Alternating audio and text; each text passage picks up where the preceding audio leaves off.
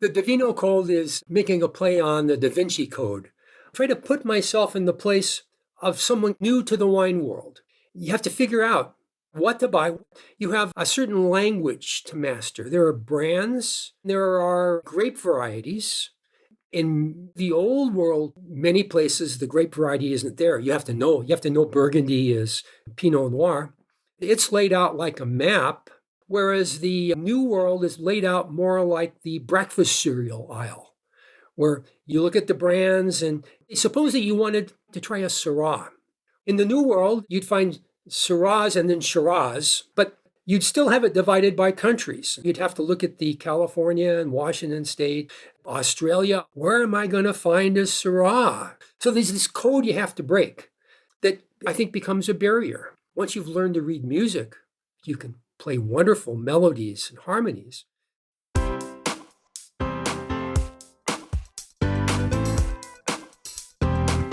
Do you have a thirst to learn about wine? Do you love stories about wonderfully obsessive people, hauntingly beautiful places, and amusingly awkward social situations? Well, that's the blend here on the Unreserved Wine Talk podcast. I'm your host, Natalie McLean, and each week I share with you unfiltered conversations with celebrities in the wine world, as well as confessions from my own tipsy journey as I write my third book on this subject. I'm so glad you're here. Now pass me that bottle, please, and let's get started. Welcome to episode 189. Do you know there's a triple crisis in the battle for the soul of wine right now? Why do you need to master the DaVino Code? What the heck is that? And what makes some claims on better-for-you wines misleading? You'll hear those tips and more in part 2 of our chat with Mike Veseth, the Wine Economist. You don't need to have listened to part 1 from last week first, but I hope you'll go back to it if you missed it after you finish this one. Now, on a personal note, before we dive into the show with the continuing story of publishing my new wine memoir, Wine Witch on Fire, Rising from the Ashes of Divorce, Depression, Defamation, and Drinking Too Much. So in my book, I mentioned that after the birth of my son, my husband and I started sleeping in separate rooms. I was getting up every 2 hours to feed our son, and my husband was still working full time, and now we're divorced. So this provoked a lot of comments from my beta readers. Apparently, it's a hotbed issue. Some think that sleeping separately leads to lost intimacy and the inevitable decline of a marriage. But others believe that sleeping together, especially when you're an insomniac and he snores like a chainsaw, is a recipe for everyone feeling exhausted and a more certain route to relationship issues. I'd like to know what you think. Let me know. I'll share a beta reader review with you now from Kim Janke in Atlanta, Georgia. I love the format of the book. It kept me thinking that I could read just one more chapter to see what happened next. She's clearly endured a lot, and I applaud her for sharing it. While her book will definitely appeal to wine readers, I think anyone with an online presence could learn from her experiences. I think a lot of people who put things online don't think about any types of consequences, so this is an important lesson. The fact that she was able to recognize her dependence on wine also speaks volumes. I know I sometimes find myself falling into that same pattern, and it's not always easy to cut back, especially when we're dealing with major stressors. Thank you, Kim. I've posted a link to a blog post called Diary of a Book Lunch in the show notes at nataliemclean.com/189. This is where I share more behind-the-scenes stories about the journey of taking this memoir from idea to publication. If you want a more intimate insider seat beside me on this journey, please let me know you'd like to become a beta reader and get a sneak peek at the manuscript. Email me at natalie@nataliemclean.com. Okay, on with the show.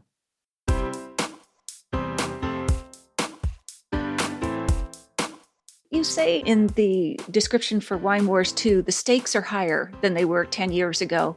What do you mean by that? Oh, because 10 years ago, we still saw the global wine market growing. Okay. In the first 10 years of the 21st century, the global wine market grew at a tremendous rate. If that rate had continued, there would be about a third more wine sold in the world now than there actually is. Huh. But after the global financial crisis, 2008. Yeah. global wine consumption hit a plateau. I call it wine's lost decade. And then in the past 4 years, there's actually been a decline in global wine consumption. So there was a time when, as is the case with the rising real estate market, that you can't make too bad a mistake. Right. Because if you overpay for something or overplant with something, the growing market will save you. Absorb it. Yeah. Now, in today's more zero-sum global wine market, mistakes really hurt. That if we're not able to connect with consumers, if we're not able to produce the wines with soul, that we risk losing them more than in the past. Which is why at the end of the book, I've added the whole new section about wine's triple crisis. Okay. The 3 factors. And just before we move on to that, what's caused the contraction? Is it that the millennials are drinking less, or what's happened? No, because it's not just the millennials. It's kind of interesting because here in North America, we tend to frame it in terms of generations. So we think millennials. In Europe, however, you know that there has been a secular decline for 30 years in wine consumption. And then for a while now, researchers have counted on China as being the place where, as wine becomes popular in China, that this will boost the global markets. But that doesn't seem to be happening. It's also in decline in China that's there. So I think that it's a number of factors and different factors in different places. But I will say that globalization is probably part of it, because globalization not only brings you wine, but it brings you lots of other things from all around the world. Sure. All the competition, even, what is it, White Claw, and all the competition from seltzers and that sort of thing as well.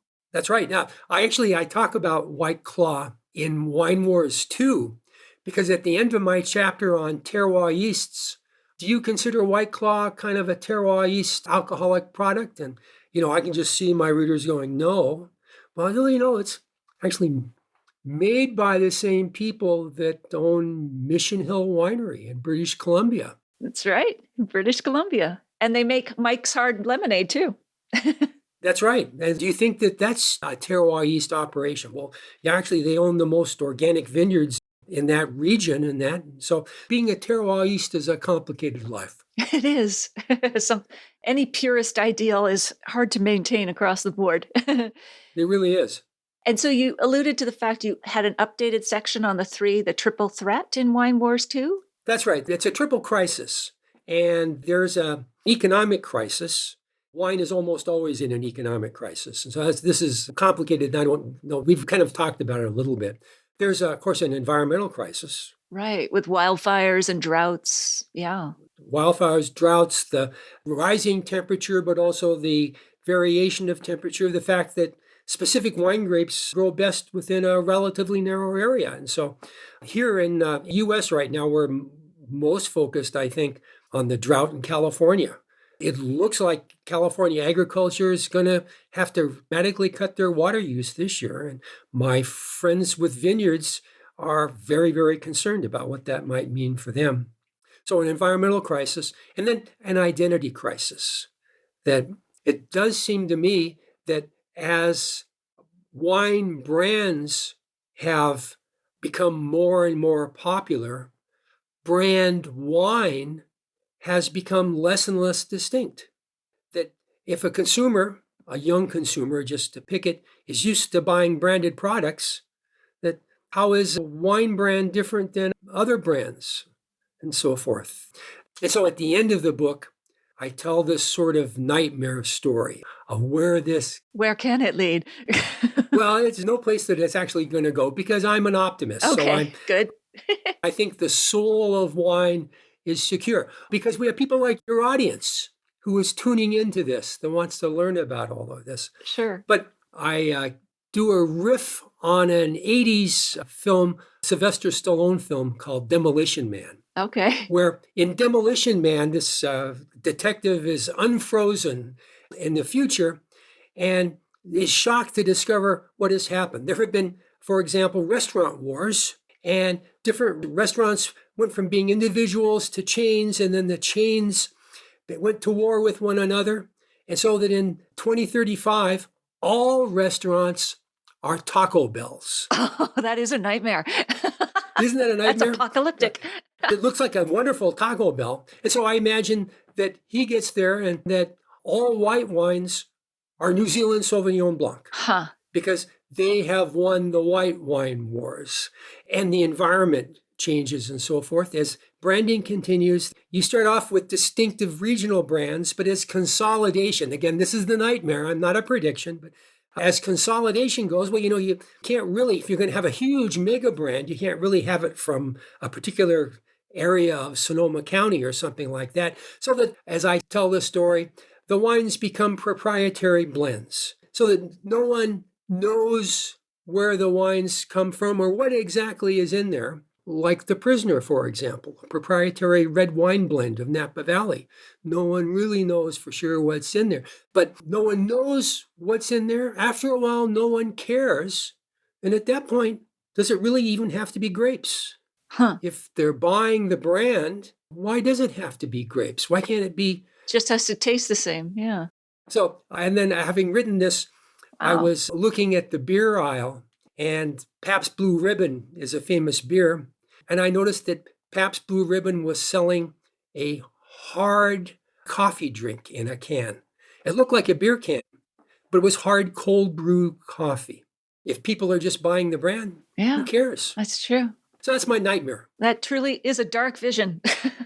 And so in each of the 5 sections of Wine Wars 2, I end the section with the tasting. Okay. Where the tasting allows, I hope people, I did this in Wine Wars, the original book too, and some people reenacted the tastings, which I found very good. So that each of the tastings is meant to allow the readers, if they want to sort of experience with all their senses some of the arguments and ideas that I have in the book. So that, for example, the very first tasting is sparkling wine. Okay. Because champagne is global. Champagne is all about brands. Champagne has grower champagne, which is sort of a terroir yeast approach. Yes. Champagne has an economic crisis, has an environmental crisis. Climate change is doing Champagne region no favors. And it has an identity crisis because some of the market for champagne is being undermined by the fact that people have discovered Prosecco and Cava That's right. and sparkling wines from their local regions. So I do all of this. At the end of the book, having painted this dark nightmare picture, I then go to Portugal, which is an area, I think Portugal has, of course, been making wines for hundreds of years, thousands of years, and it's very good. But so I said, now choose your attitude. How do you feel about this at the end? Are you really happy and excited? Maybe you want a Vinho Verde, for example. A nice crisp white wine. Yeah. A white wine with a lot of nice acidity and so forth. Are you disturbed? Do you need to think these things through? Well, maybe what you need is a fine tawny port. Okay. You can sit, ponder, and think. So I present several different wines and sort of choose your attitude. And then here's a wine that will help you work through your thoughts. Oh, that's great. I'm doing something similar with my memoir, except I'm going to make the wine guide separate from the memoir itself. But, a wine for celebration, a wine for newly divorced. But anyway, that's a whole other story. Speaking of tasting, do you have a bottle with you there, Mike? I do. Excellent. Do you? I do. Okay. I have the Creekside Merlot Cabernet from Niagara, speaking of going local and all that sort of thing. But which one do you have? All right. Well, you can see that it's kind of a pink sparkling wine. Yes. It is called Bellissima. Okay. And it says Bellissima con amore de Christie Brinkley. Oh, it's a celebrity wine. Christie Brinkley, the supermodel. Yeah. It's a celebrity wine. And I had to look up Christie Brinkley because my memory's not so good. But she was known a few years ago as a swimsuit model. Apparently Yes. she did the Sports Illustrated swimsuit issues. And I like to think that the image on the front is sort of a tribute to that because, of course, this is Botticelli's Venus, not wearing very much of a swimsuit. No. It must be said. She's wrapped in coming love. out of the sea. Yes. This is an example of a celebrity wine, as you say. So she works with a producer in the Veneto. And if you go online, you type in Bellissima Christie Brinkley, or just Christie Brinkley and wine, you'll find that she's been on every TV show and she has lots of videos and things about this. They make Prosecco, a brut Prosecco, and then a Rosé Prosecco. Okay. Because it's relatively new. And then they also make a white sparkling wine and a pink sparkling wine. And this is the pink sparkling. They don't call it Prosecco because it doesn't meet all the rules and regulations of Prosecco. In particular, this one says, made with organic grapes, so that's no problem with Prosecco, a 0 sugar sparkling wine. Ah. And so this is one of those better for you sort of marketed wines. as a health claim almost. Yeah. Something that I find interesting in terms of the wine's identity crisis. Yes. I think most people view wine as a natural product. If they think about it that way, they probably think that it is not bad for you, not good for you. The alcohol is a problem. Here in the United States, if they read the label, we don't have to have nutritional labels on wine as they do in some countries. Right. All we have is a warning. This will kill you. Yeah. It's a toxin. And then it lists sulfites because they have to, not because they do. So anyway, I did my research. It's meant to be a better for you product because it has 0 sugar. Now, it does turn out that Brut Prosecco has almost no sugar. Right. Okay. Like 1 or 2 grams per liter of sugar. So suppose it had 4 grams per liter of sugar. We have 5 or 6 glasses here. So, you're getting like a pinch of sugar with a regular Prosecco. So 0 sugar, well, it has the same calories and the same alcohol. Right. Yeah. And that's what people misunderstand. Like when there's a calorie count on the label or the 0 sugar or, gluten-free or all kinds of things, that alcohol has many aspects to it, not all of which are healthy for you, especially not in moderation. It can be toxic with too much. So that's right. Absolutely right. This whole thing toward clean wines and self-care brands and all the rest of it, I think has gone too far. But anyway. Yep. Yeah. Yep. But it's riding a wave. I have a chapter in Wine Wars 2 called Got Wine, ? It's because here in the United States, we're trying to figure out ways to reach millennials and build the market some more. And everybody points to the Got Milk Yes. campaign. That was such a successful campaign to encourage drinking milk. It raised the visibility of milk. And I really love the Whoopi Goldberg ad where she had a mustache. Yes. And all of that. It was a lot of fun. However, milk is in terminal decline Oh, really? in the United States. The largest milk producers in the U.S. have gone into bankruptcy.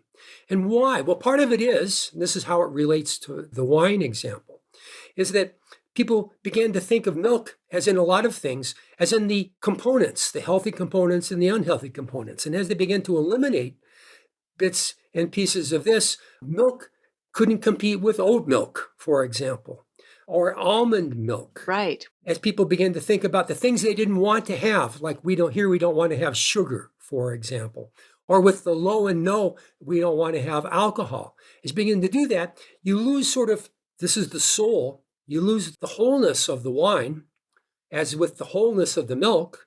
Milk has a lot of nutrients to it, for example, and you begin to think of only the consumption components that are there.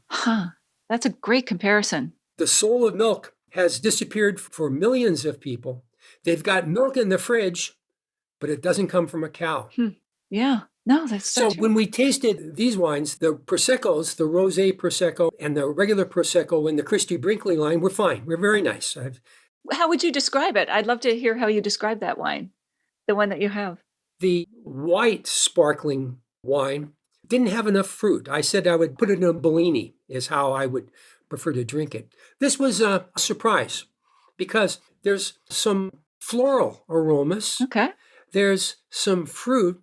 Maybe I would still want to notch the fruit up a bit. Maybe I would want sugar to do that for this. But this is a nice wine. Would I drink this because it's clean, because it's got 0 sugar? No. But I would serve this to friends before dinner, for example. Yeah. Oh, terrific.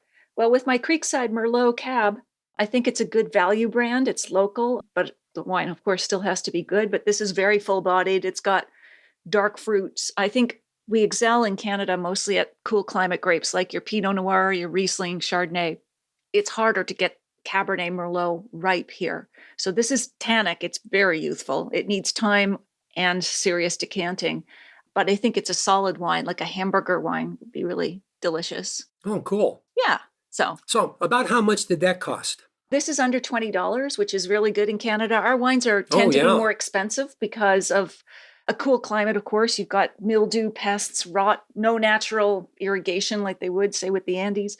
Yeah, it's battling. And the prices are going up, especially with inflation and cost of business. So it's going to be a challenge to keep these price points here in Canada and elsewhere. No, it really is. Well, I'm impressed with that. I'm glad to see that. In the US, this would cost about $15 to $20 a bottle. And you know where you'd buy it?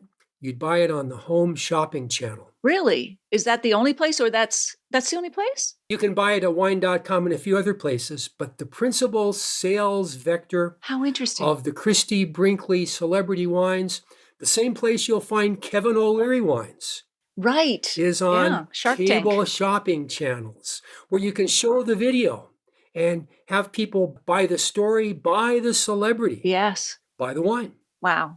I didn't realize that was her primary outlet. Or for him, for that matter. I just don't watch the shopping channel, but that makes total sense. I'm watching that latest television show that's just come out.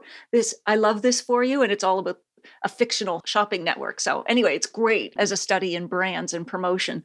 But I wanted to make sure we covered a couple of other things to make sure that I got to the things that Now, the Divino Code, did we talk about that? Was that part of what Constellation was doing with the DNA, or was that something different, Divino Code? No, the DaVino Code I was making a play on the Da Vinci Code Right. of a few years ago, the mysteries. Try to put myself in the place of someone coming new to the wine world. And you go to your wine shop or the liquor control shop or the grocery store in the United States, or you try to imagine that you drop there and you have to figure out what to buy. What is all of this? And so the Divino Code is that those of us who are already familiar with wine, we sort of know how to put things together, but you've got in the New World part of what I call the wine wall, that part of the store where wine is sold. In the New World part, you have a certain language to master. There are brands, and then there are grape varieties, and then there are places, right? So you have Barefoot California Chardonnay. And then there's also Barefoot California Sweet Chardonnay now, as it happens. So you have to decide, I know where I would, but then you go to the old world part of the wine wall. In many places, the grape variety isn't there. You have to know Burgundy is going to be Pinot Noir, but it's all about places. So it's laid out like a map in that case, whereas the New World is laid out more like the breakfast cereal aisle, where you look at the brands and, it's Kellogg's Corn Flakes and Battle Creek, Michigan or something. I don't know. And so there's a code. I say, suppose that someone told you, well, maybe you would like to try a Syrah.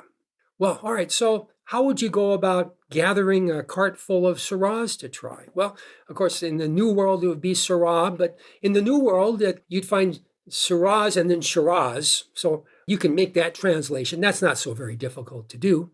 But you'd still have it divided by countries. And so you'd have to look at the California and Washington state. You have to look at Australia, obviously. There's Syrah all around the world. And then you get to the old world. And someone would say, oh, it's going to be Rhone. All right, but Northern Rhone or Southern Rhone? Where am I going to find a Syrah? So there's this code you have to break that I think becomes a barrier. Again, once you've learned it, it's enormously descriptive. Sure. To do. It's like once you've learned to read music, you can play wonderful melodies and harmonies. Right. But how many other products have a barrier to entry that's quite so high? No, they don't. And it also reminds me of cooking if you know the fundamentals, which I don't, by the way. So bad analogy for me personally. But if you know how to sear and braise and poach and all the rest of it, then you can work off recipes. But otherwise, it's a mysterious world if you don't have the fundamentals when it assumes you do. And just like old world labels assume you know, as you said, Burgundy's Pinot Noir, a recipe assumes you know how to braise. But anyway, yeah, no, that's really good. Yeah, no, thank goodness we have YouTube to teach us how to cook. Yes, that's true. YouTube to teach us how to do everything. What is the battle between Martians and Wagnerians?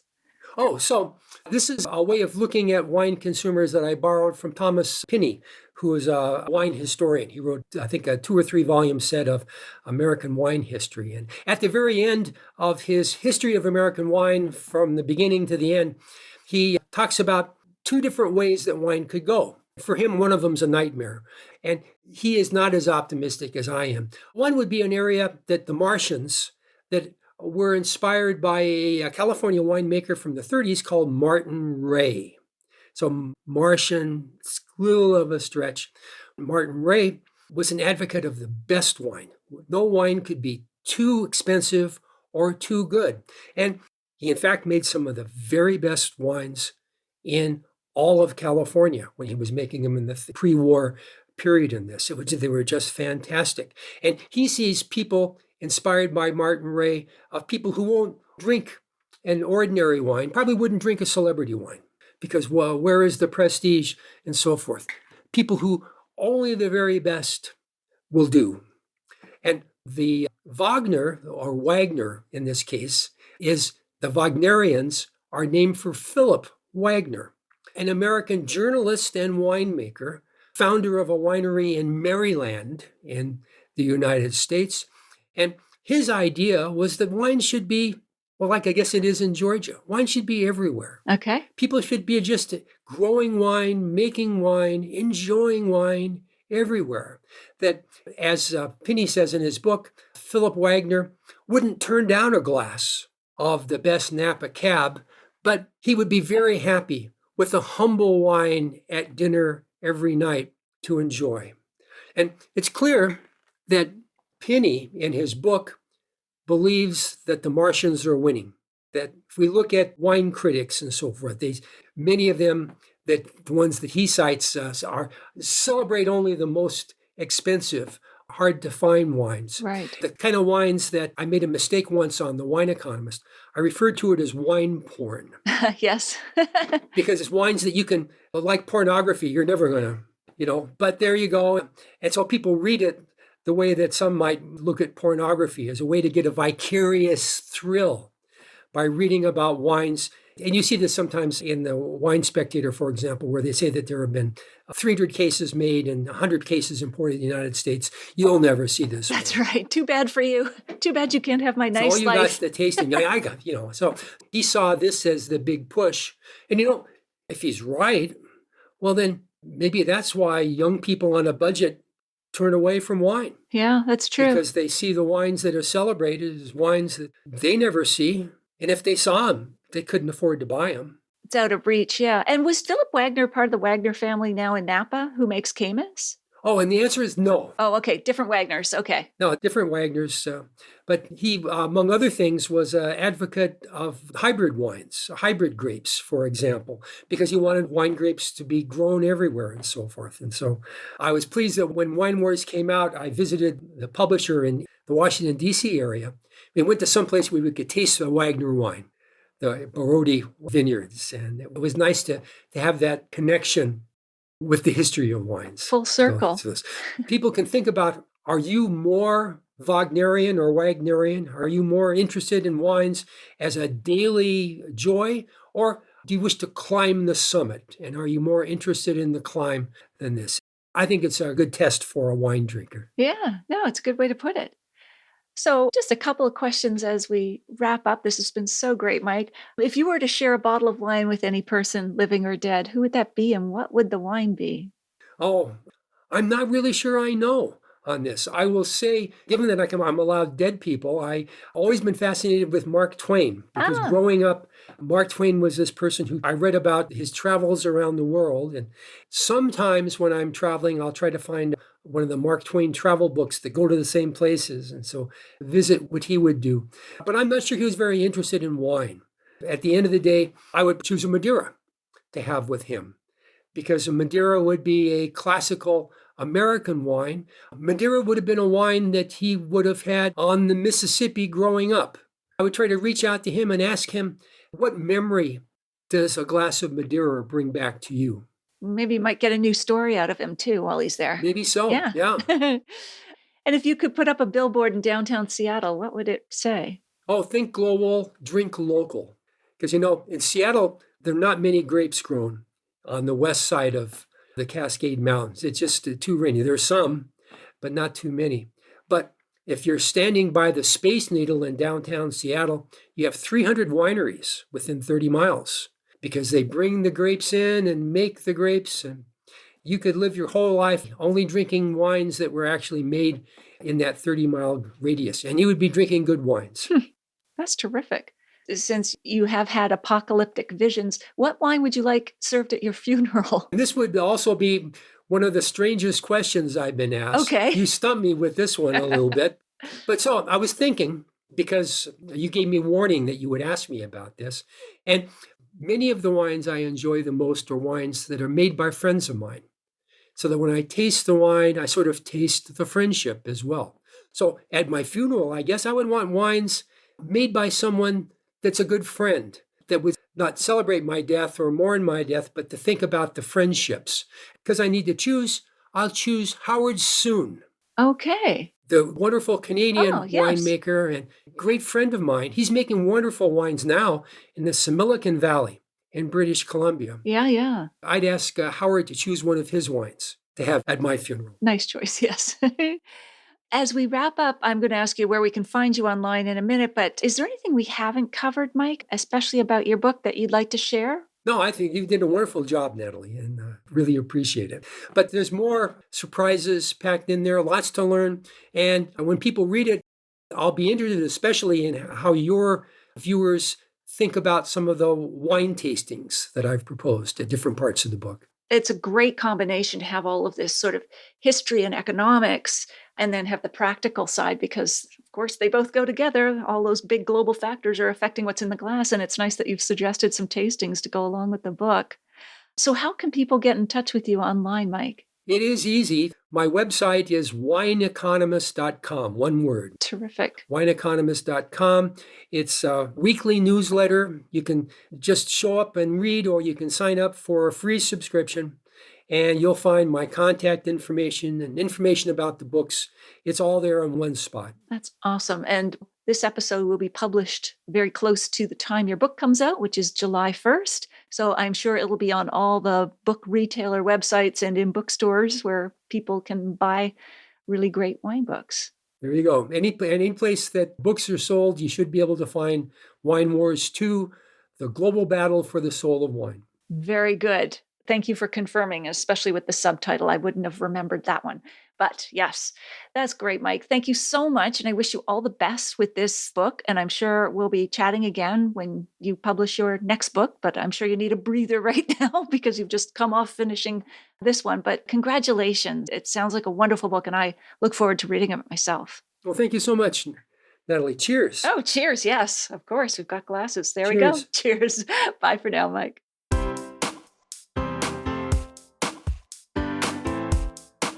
Well, there you have it.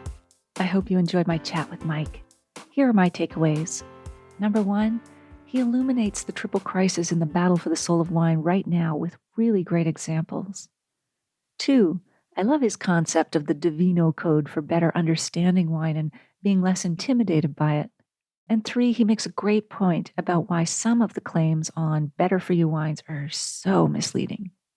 In the show notes, you'll find my email contact, the full transcript of my conversation with Mike, links to his books and website, and where you can find the live stream video version of these conversations on Facebook and YouTube Live every Wednesday at 7 p.m. You'll also find a link to my free online class called The 5 Wine and Food Pairing Mistakes That Can Ruin Your Dinner and How to Fix Them Forever. That's all in the show notes at nataliemclean.com/189. Email me if you have a sip, tip, question, or want to become a beta reader of my new memoir at natalie@nataliemclean.com. You won't want to miss next week when I chat with Jim Duane, winemaker and host of the popular podcast called Inside Winemaking. In the meantime, if you missed episode 36, go back and take a listen, especially if you're traveling this summer. I talk about airline wine, flights of wine that you can drink without reservations. Ba-dum-bump. I will share a short clip with you now to whet your appetite. Getting a wine to taste delicious at 30,000 feet isn't easy. After a few hours, we get dehydrated. Alcohol's dehydrating effect compounds this, and we lose up to 30% of our ability to taste. Wine's aromas are flattened, and any element that's out of balance, such as tannin or acidity, is emphasized. The wine hasn't changed. We have. My dream flight begins with the wine selection. We'd like to direct your attention to the wine list in the seat pocket in front of you, says the airline attendant. You'll note that we have a fine selection of first growth Bordeaux at the rear of the plane, and a 40-year vintage of port is being decanted in the middle aisles. And for our first-class passengers, we have a vertical of Chateau Yquem, 1945 through 1960, at the front of the plane.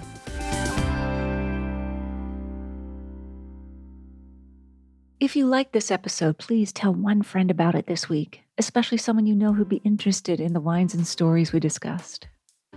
Thank you for taking the time to join me here. I hope something great is in your glass this week, perhaps a wine that's changed your world.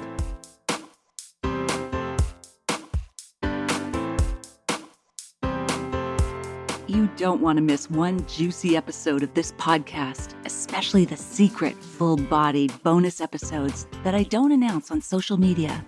So, subscribe for free now at nataliemclean.com/subscribe. Meet me here next week. Cheers.